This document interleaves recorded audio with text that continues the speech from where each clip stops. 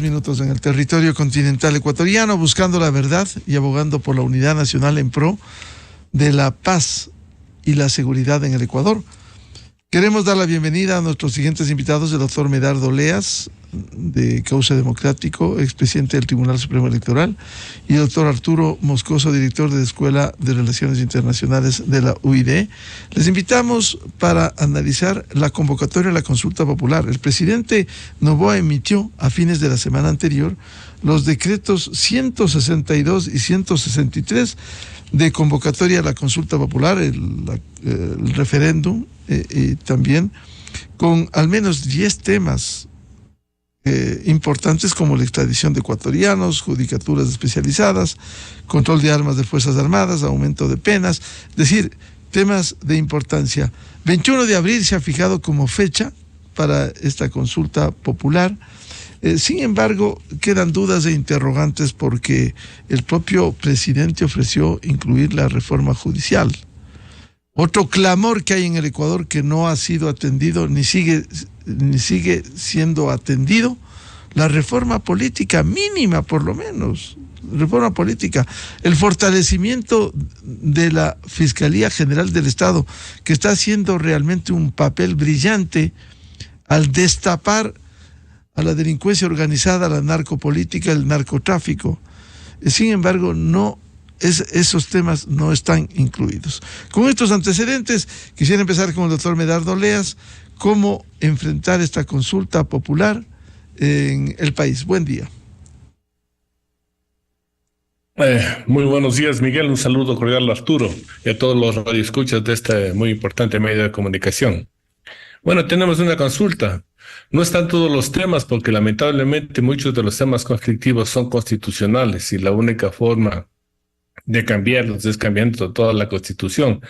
Pero como tenemos esto ya a la mano, tenemos una consulta y un referéndum. Para los ciudadanos, explicar la consulta es responder a las preguntas que plantea el presidente, especialmente con las preguntas que tienen que ver con que se autorice a las Fuerzas Armadas el control de armas en todos los recintos carcelarios.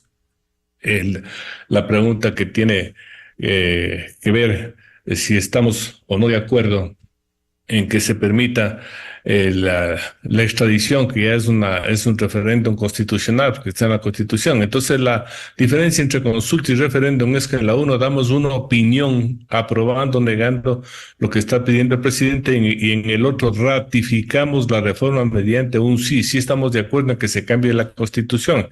Entonces, en referéndum tenemos lo que viene con la extradición de los ecuatorianos, que está prohibida por la Constitución, que es una cosa, como digo, positiva. Y la otra muy positiva es también suprimir de la Constitución el trabajo por horas y el trabajo a plazo fijo, que estaba prohibido, cuando lo que necesita el Estado es viabilizar todos los métodos o relaciones laborales factibles, admisibles, que no violen la ley, pero que permitan la incorporación de cientos de trabajadores. Entonces ahora tenemos esas 10, y la otra pregunta que también es referéndum, que se incorpora cuando el presidente Lasso mandó una reforma parcial a la Constitución a la Asamblea, esta la aprobó y nosotros tenemos que ratificar. Ahora le corresponde al Consejo Nacional Electoral explicar a la ciudadanía, porque eso es su responsabilidad, el texto de las preguntas, porque las preguntas, la mayoría son sensibles, son muy sencillas, digamos, con excepción de la pregunta donde se incorpora lo que se llama las judicaturas constitucionales, que tienen textos y anexos muy largos, porque lo que se quiere es incorporar judicaturas en todas las provincias y también en la Corte Provincial. Eso tiene unos anexos muy largos que tendrán que ser explicados en forma muy adecuada para que los ciudadanos con conocimiento de causa vayan y lo hagan. Entonces, aspiramos que el Consejo Nacional Electoral establezca los mecanismos para la explicación y no permita la publicidad como se han hecho en otras consultas, donde los grupos que se incorporan a favor del sí o el no, lo que utilizan es una metodología absurda. Van a hacer propaganda: vota por el sí porque no estoy de acuerdo, o vota por el no porque estoy de acuerdo. Eso no es el derecho constitucional que se concede a las personas que quieren participar en este proceso. Lo que tienen que hacer es participar explicando por qué están de acuerdo por el sí o por qué están de acuerdo con el no. Es decir, entrar a una metodología clara para explicar a los ciudadanos por qué deben votar sí o por qué deben votar no. Entonces, como les digo, la mayoría de preguntas siendo muy claras, entendibles, porque estamos en un conflicto donde estamos hablando sobre los temas de las cárceles, las Fuerzas Armadas, de extradición, etcétera. Creo que va a facilitar la comprensión del ciudadano para que con conocimiento de causa vaya a dar su opinión sobre la consulta o a ratificar o no ratificar los cambios constitucionales vía enmienda que se les pone a su consideración. Bienvenido al doctor Arturo Moscoso. Doctor Moscoso, ¿cómo enfrentar este desafío de la consulta popular? Está jugada las cartas, 21 de abril, los temas aprobados por la Corte Constitucional con algunas observaciones, porque no todos los temas fueron incluidos. Buen día. Buenos días, Miguel. Gracias por la invitación. Un saludo a Medardo y a la audiencia del programa.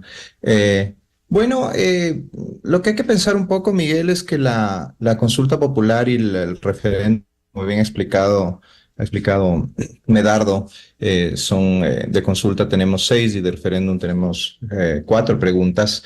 Las de referéndum atacan a reformas constitucionales y las de consulta pues son a través de ley y de aplicación inmediata, ¿no? Pero yo creo, como suele pasar en las consultas populares en este país y en general en el continente, no va a pesar tanto lo que se está preguntando, sino la popularidad del presidente Noboa, ¿no? Que la popularidad del presidente Noboa es una popularidad alta en estos momentos, y eso tendrá un arrastre importante en la consulta. Y además le servirá también como trampolín electoral para las elecciones del 2025, ¿no? No hay preguntas demasiado complejas como para generar oposición a las mismas. Y será difícil para la oposición en caso de que alguien se inscriba a hacer campaña por el no. Será difícil generar una campaña negativa alrededor de las preguntas, ¿no? Las preguntas de consulta creo que se caen por la obviedad, atacan además a un tema álgido en el país, que es el tema de la seguridad. Y pues creo que tendrán una aprobación todas muy alta, ¿no? Y las preguntas de referéndum también son preguntas que creo que no requieren mayor o no tendrán mayor oposición, difícil irse por el no. Quizá la pregunta de los contratos por horas y a plazo fijo, esa creo que generará más controversia por la oposición que harán los sindicatos, siempre los sindicatos anquilosados en un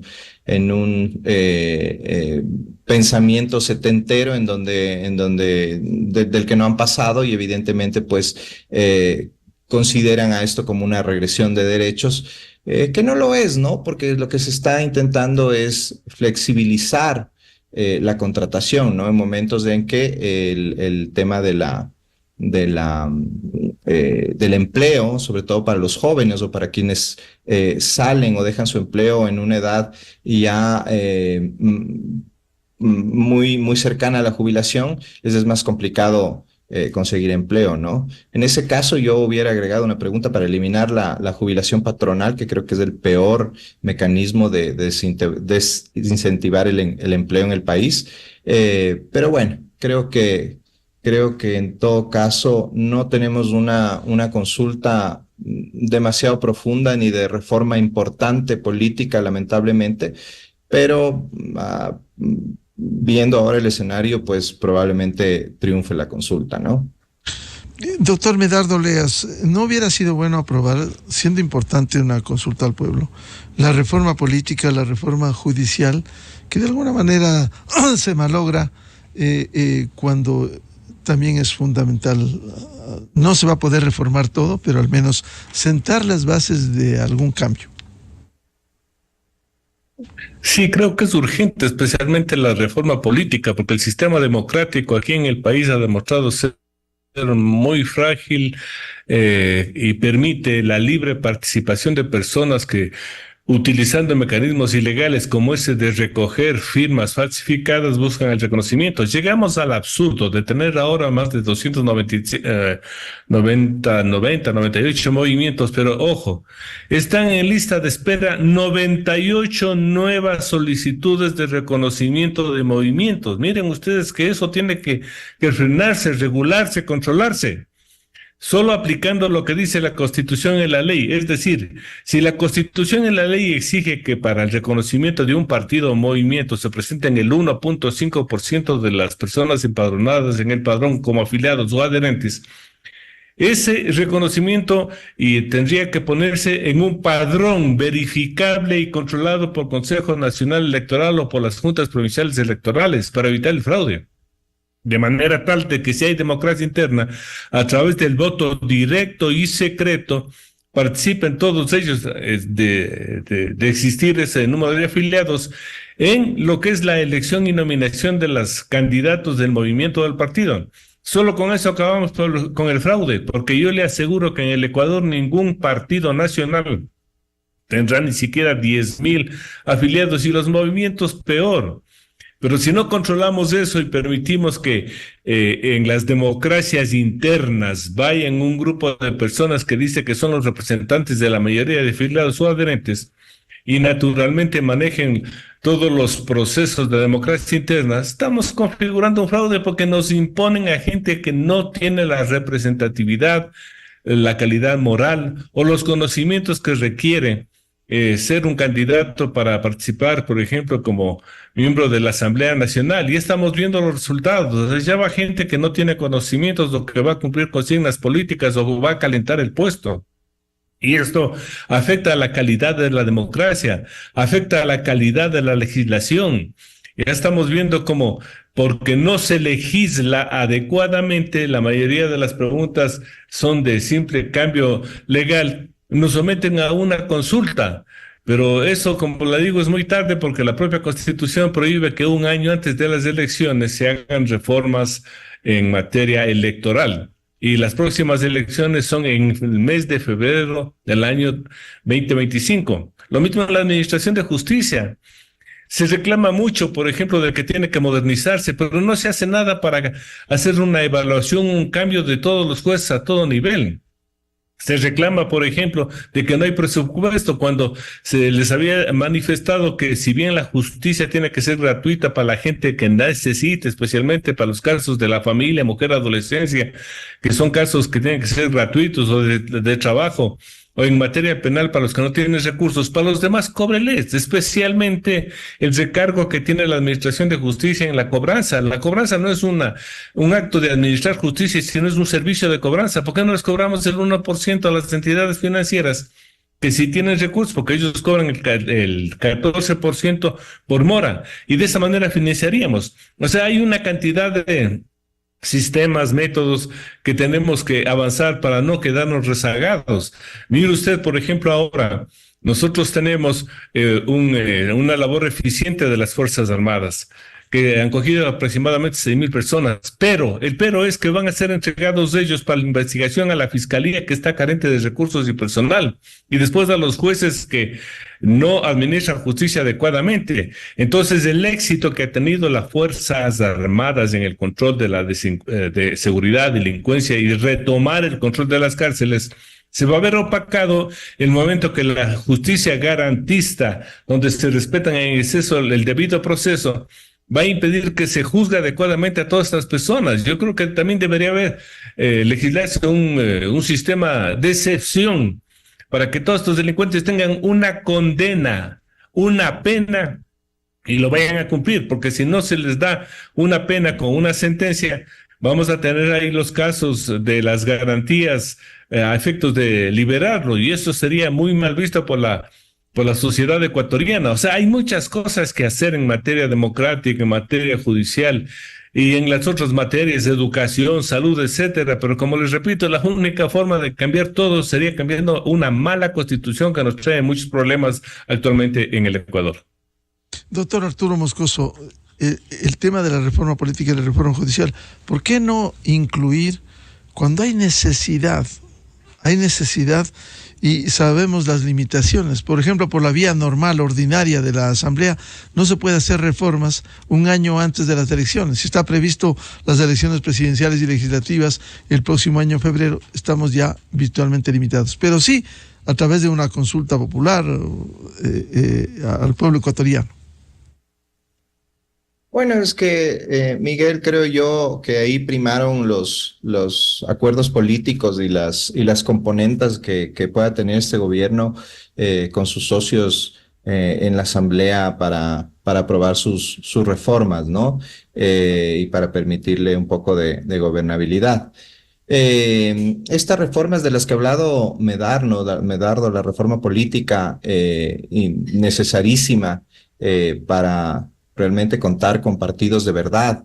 El tema de la reforma a la justicia, evidentemente, cómo está diseñado el tema del Consejo de la Judicatura con un organismo no judicial que está por encima del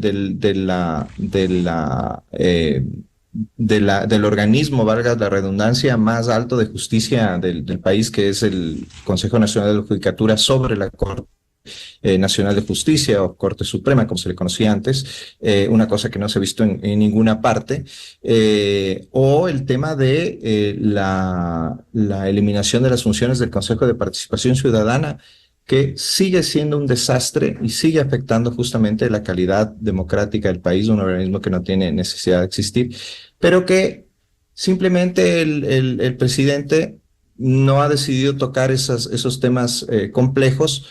Habría que preguntarle por qué, pero ya sabemos que este gobierno es muy vago en las explicaciones que da en cuanto a las decisiones que toma, comunica mal y muy poco, y eso implica pues que tengamos que hacer conjeturas, ¿no? Y me parece a mí que van sobre todo por lo que he dicho al principio, que es el tema de no alterar de alguna forma los posibles acuerdos o componendas que tenga con sus socios políticos, sobre todo en un año que ya es electoral, ¿no? Ya estamos dentro del año electoral, hemos entrado ya rápidamente al tema de la consulta e inmediatamente entraremos en el tema de las elecciones del 2025, que son en febrero del próximo año. Y pues me imagino yo que el presidente no quiere agitar las aguas en esos aspectos hasta que pasen estas elecciones. Pero sí me parece una oportunidad perdida para aplicar estas reformas que Guillermo Lasso ya las planteó en su fallida consulta popular. Lamentablemente, nuevamente esa consulta fue un plebiscito sobre la popularidad del presidente y no sobre lo que se preguntaba, y pese a que se preguntaban cosas importantes justamente, y creo que con mucho más enjundia o condumio que la consulta que tenemos planteada en este momento, pues terminó perdiéndola, ¿no? Entonces, veamos qué sucede ahora con esta. Yo anticipo, como señalé también, que lo más probable es que gane la consulta todas las preguntas, pero que realmente una transformación importante del país en cuanto a su estructura institucional no va a haber, ¿no? No implica esta consulta bajo ningún aspecto, y pues, como digo, creo que es una oportunidad perdida para hacerlo, ¿no? Doctor Medardo Oleas, otro de los temas que tiene que ver con esto es plantear preguntas abiertas y dejar que luego implemente los textos la Asamblea Nacional. No hay un riesgo, ya ha habido antecedentes en el país en donde se pone la reforma de tal manera que surta efecto y no deje al debate legislativo temas tan importantes. Bueno, en la consulta, en las preguntas de la consulta dice claramente que de ser aprobado el texto, el presidente de la República en 5 días mandará la reforma puntual de la ley. Eso dice. Se entiende que esa propuesta no puede ser alterada, modificada, porque a la larga la misma contiene lo que es una resolución del pueblo ecuatoriano de que, por ejemplo, se aumenten las penas en ciertos delitos. Entonces, ahí lo único que se puede discutir es cuál es el tiempo que se debe imponer a una pena. presidente puede opinar que sean 10 años y los legisladores pueden bajarle a 8 o 7 años. Ese tipo de modificaciones podrían hacer porque aquí no se establece el tiempo, solo se pide el aumento de penas. Entonces esas cosas sí lo pueden modificar, pero nuevamente con eso logramos muy poco porque a la larga esas normas legales pueden aplicarse siempre y cuando haya una justicia que funcione en forma oportuna, en forma adecuada, porque como yo le dije hace un momento, el riesgo que tiene el país es que la muy buena labor que hacen las Fuerzas Armadas se vea opacada por la lentitud que nuestra legislación concede a los procesos de investigación. Entonces, para los delitos penados con prisión, le da 1 año, para los de reclusión, 2 años, y solamente 2 años para que termine la primera etapa de la indagación previa, después viene la instrucción fiscal, después la audiencia de evaluación de todo lo que son el juicio y las pruebas, después sentencia, después apelaciones. Entonces es una cosa que no termina nunca. Por eso insisto que debemos tener un proceso de excepción para que se juzgue inmediatamente a todos estos delincuentes, para que vayan ya a la cárcel, pero con una sentencia. Si no van con sentencia, están solamente con prisión preventiva. Y si no hay la sentencia, simplemente saldrán libres nuevamente. Entonces yo creo que el país tiene que reaccionar. Pero como estamos también a puertas de un proceso electoral, lo que tenemos que hacer ahora es llegar a acuerdos mínimos, porque como estamos viendo la calidad de la clase política, ya lo está demostrando en la Asamblea, es una calidad baja en cuanto a conceptos, en cuanto a planteamientos, en cuanto a reformas. Ellos no visualizan las reales necesidades del país. Por eso yo creo que los ciudadanos tenemos que irnos a un gran acuerdo nacional para exigirle que se lo cumplan. Porque si no volvemos al histórico, que estos movimientos que tenemos ahora, que no representan a nadie, son los que nos imponen las candidaturas y son los que en definitiva nos obligan a votar por ellos. Por eso nadie sabe cómo se integra una asamblea con gente desconocida, con gente que no tiene la debida preparación. Entonces yo creo que es hora que la ciudadanía ahora se active, todos estos grupos que están en las redes, por ejemplo, comiencen ya a plantear cierto tipo de soluciones, especialmente en educación, en salud, en seguridad, a efectos de que el país comience a hacer los cambios que realmente necesita.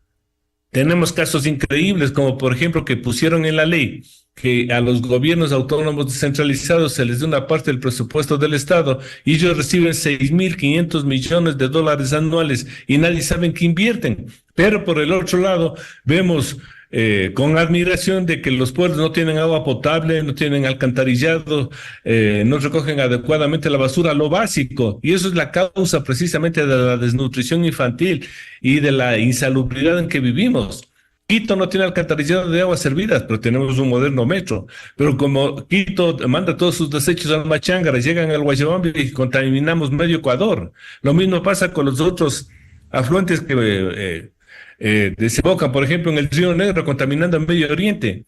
Y esas cosas básicas no queremos analizar, discutir. En educación se hace algo por mantener un sistema adecuado. Las provincias más pobres, como son Esmeraldas, la propia Guayaquil, Manabí, requieren otro tipo de configuración del sistema educativo, porque si no les damos educación a esos niños simplemente ven que lo más lógico es incorporarse a una pandilla. Entonces yo creo que un acuerdo nacional donde todos los ciudadanos apoyemos estas reformas y exijamos su cumplimiento es la salida. Porque ya vemos que, según las encuestas, los ecuatorianos no creen, no confían en los políticos, rechazan su actividad. Pero no nos queda otra forma entonces de buscar caminos que viabilicen un desarrollo adecuado, un desarrollo que vaya a cubrir las necesidades, las muchas necesidades que tiene el país, pero que priorice las más indispensables. Doctor Arturo Moscoso, con estas consideraciones, el dejar a la Asamblea Nacional luego del mandato popular, si se aprueba, con el envío de textos del Ejecutivo, no hay el riesgo de lo que ya nos tienen acostumbrados los asambleístas por sobre el mandato popular expresado en las urnas. Sí, evidentemente. Eso creo que es una de las cosas que más me ha llamado la atención sobre esta consulta, no haber dispuesto anexos ya con justamente las reformas listas para ser implementadas y permitirle a la Asamblea que empiece a debatir y a crear proyectos de ley sobre esas reformas, lo que puede desvirtuar justamente lo que se está preguntando, ¿no? Como bien dice Medardo, pues frente a una asamblea en donde muchos de los que fueron destituidos a través de la muerte cruzada por su inoperancia y su ignorancia por el gobierno de Guillermo Lasso, pues han repetido escaño. Y pues no hay una mejora cualitativa en la calidad de la asamblea, ¿no? A pesar de que ahora tiene un poco más de popularidad de la que tenía la anterior, justamente porque se ha llevado una suerte de luna de miel con el presidente en el tratamiento de las reformas que ha propuesto. Pero que no deja de preocupar en la medida de que esta gente puede ser capaz de cualquier cosa ya en el momento en que se empiecen a tramitar las reformas. Ahora, el hecho de que no haya demasiados cambios en las reformas o que no se desvirtúen dentro de la Asamblea, me imagino yo que también estará dentro de estos acuerdos o pactos que pueda tener con las diferentes agrupaciones políticas el gobierno, justamente para que no sean cambiadas, y por eso pues podría ser o explicar que la consulta no aborde temas más profundos y más complejos como la reforma política o la reforma judicial, ¿no? Pero sí, el riesgo de que se desvirtúe lo que se le está preguntando a la gente, a pesar de que no debería ser así por mandato legal y constitucional, es alto, ¿no? Porque ya esta asamblea y la asamblea anterior nos han demostrado que lo que diga la ley o lo que señala la Constitución, pues puede ser hecho tabla rasa en cualquier momento, ¿no? Muchas gracias por el aporte. Seguiremos hablando del tema de la consulta popular porque recién empieza con la convocatoria. Muy amable al doctor Medardo Leaz, expresidente del Tribunal Supremo Electoral, y al doctor Arturo Moscoso, analista y director de la Escuela de Relaciones Internacionales de la UID. Muchas gracias, Arturo y Medardo. Gracias. Buenos días. Gracias. Enseguida, en la revista de Opinión Democracia. 8 de la mañana en el territorio continental ecuatoriano, pausa publicitaria y ya volvemos. Un panel para hablar sobre esa barbaridad que pretenden hacer en la Asamblea Nacional, la reforma penal en el COIP, que lo que buscan es consolidar la impunidad en el Ecuador. Tres invitados en estudios del doctor José Chalco Salgado, constitucionalista y académico en Cuenca, y el doctor Miguel Molina, catedrático de la UID, y la doctora Mariana Yepes, ex fiscal general del Estado. Desde 1984 con Gonzalo Rosero. La revista de Opinión Democracia. Siempre líderes, siempre confiables. Enseguida regresa Miguel Rivadeneira a la búsqueda de la verdad. Inicio de espacio promocional y publicitario. Muchos quieren construir un legado. Nosotros ya lo hemos forjado. Porque somos más que una camioneta. Somos Ford Ranger, la más potente del mercado, la que más carga. Explora todas sus versiones y descubre la que mejor se adapta a ti. Visítanos en Ford Quito Motors y encuéntrala desde $29,990. No compres una camioneta sin probar una Ranger.